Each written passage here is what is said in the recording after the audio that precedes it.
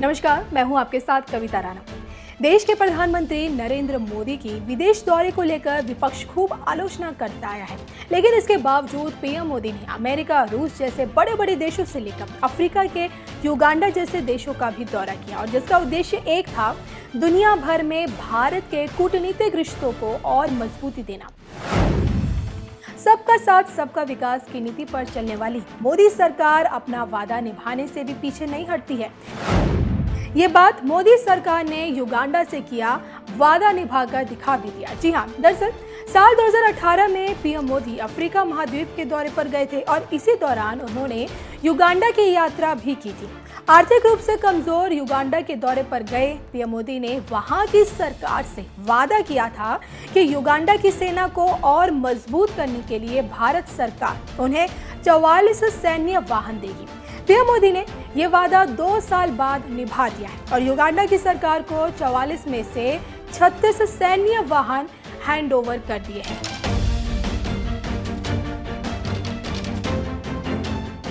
Uganda में स्थित भारतीय दूतावास ने ट्वीट कर इस बात की जानकारी देते हुए बताया है, पीएम मोदी ने साल 2018 में युगांडा को 44 सैन्य वाहन देने की घोषणा की थी। उनमें से 36 सैन्य वाहन युगांडा की डिफेंस फोर्स को दे दिए गए हैं।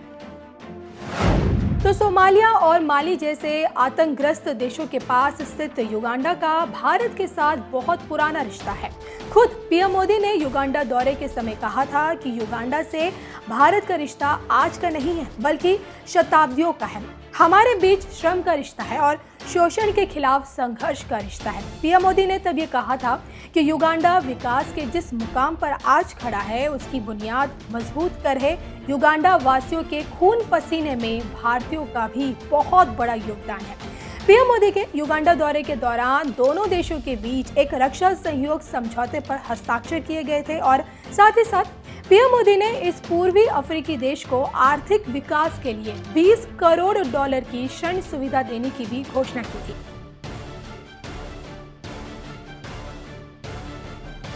पीएम मोदी जब भी किसी दौरे पर जाते हैं तो वहां बसे भारतीय समुदाय को जरूर संबोधित करने की कोशिश करते हैं, और युगांडा दौरे पर भी पीएम मोदी ने कंपाला में भारतीय समुदाय के लोगों को संबोधित किया था और इस दौरान उन्होंने खुद को युगांडा के परिवार का ही एक सदस्य बताया, क्योंकि इस देश में ज्यादातर भारतीय पंजाब और गुजरात से आकर यहाँ बसे हुए हैं।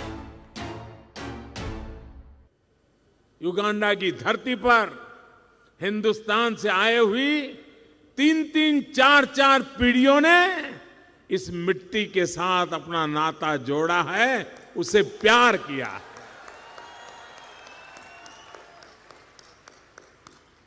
साथियों, युगांडा से भारत का रिश्ता आज का नहीं है, ये रिश्ता शताब्दियों का है। हमारे बीच श्रम का रिश्ता है, शोषण के खिलाफ संघर्ष का रिश्ता है।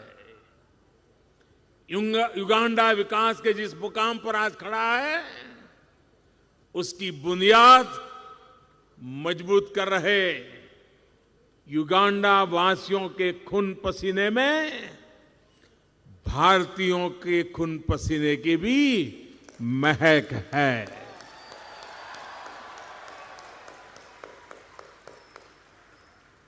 आप में से अनेक परिवार यहां 3-3, 4-4 पीढ़ियां से रह रहे हैं। मैं यहां मौजूद नौजवानों, युगांडा के नौजवानों को याद दिलाना चाहता हूं, आज जिस ट्रेन में आप सफर करते हैं, वो भारत और युगांडा के रिश्तों को भी गति दे रही है। वो कालखंड था जब युगांडा और भारत दोनों को एक ही ताकत ने गुलामी की जंजीरों से जकड़ा था। तब हमारे पूर्वजों को भारत से यहां लाया गया था, बंदूक और कोड़े के दम पर उन्हें रेलवे लाइन बिछाने के लिए मजबूर किया गया था। उन मुश्किल परिस्थितियों में उन महान आत्माओं ने युगांडा के भाइयों बहनों के साथ मिलकर संघर्ष किया।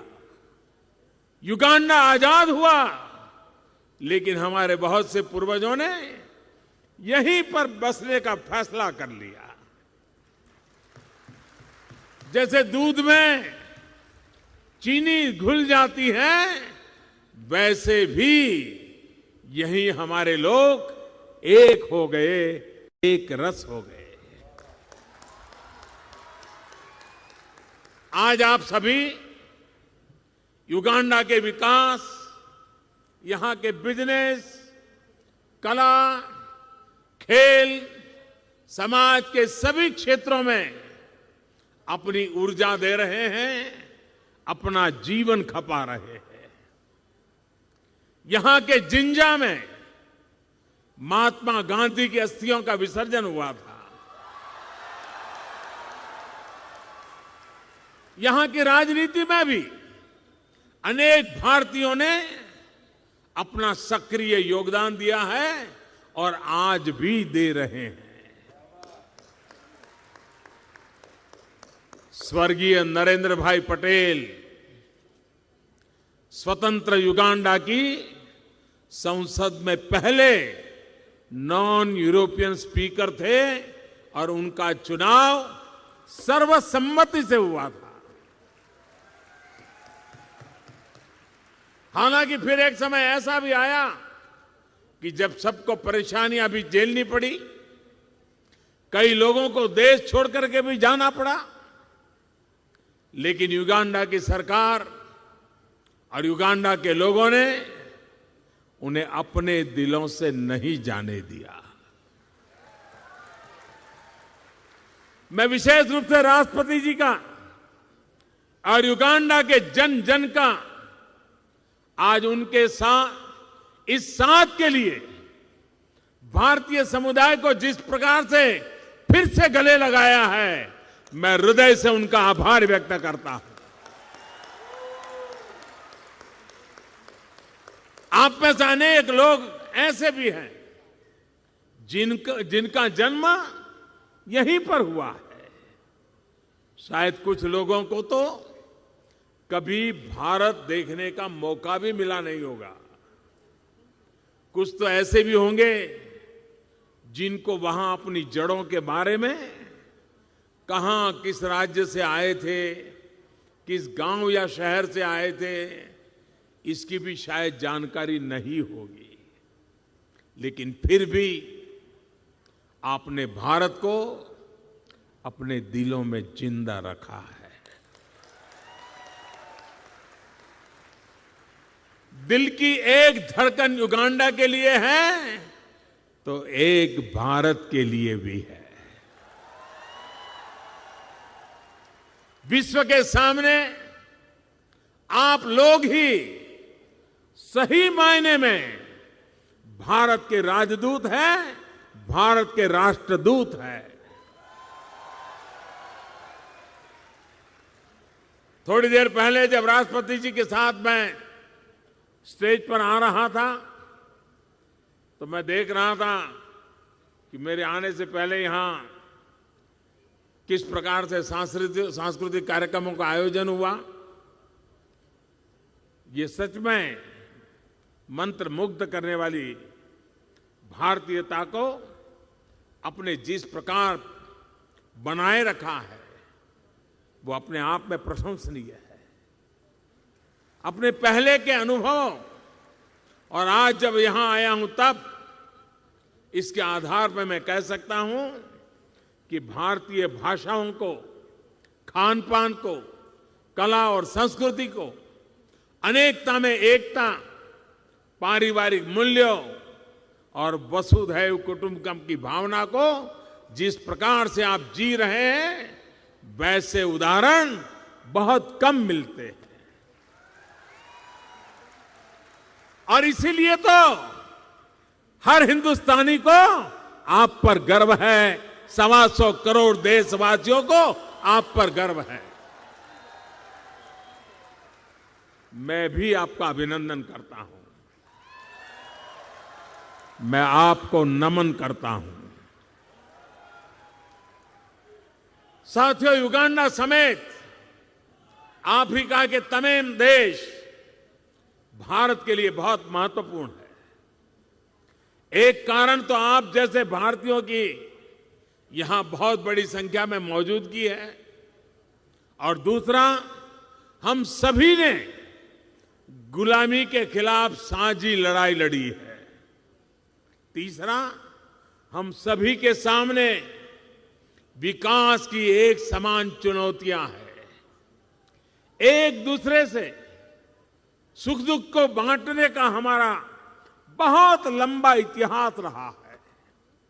हम सभी ने एक दूसरे से कुछ न कुछ सीखा है।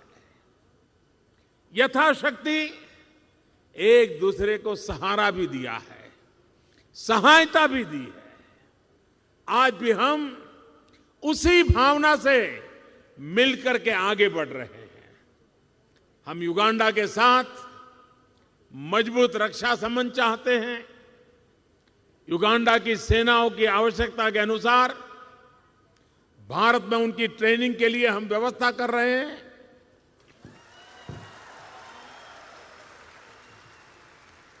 युगांडा से 1000 से अधिक छात्र इन दिनों भारत में अध्ययन कर रहे हैं। साथियों, आप में से अधिकतर जब भारत से युगांडा आए थे, तब के भारत और आज के भारत में बहुत बदलाव आ चुका है।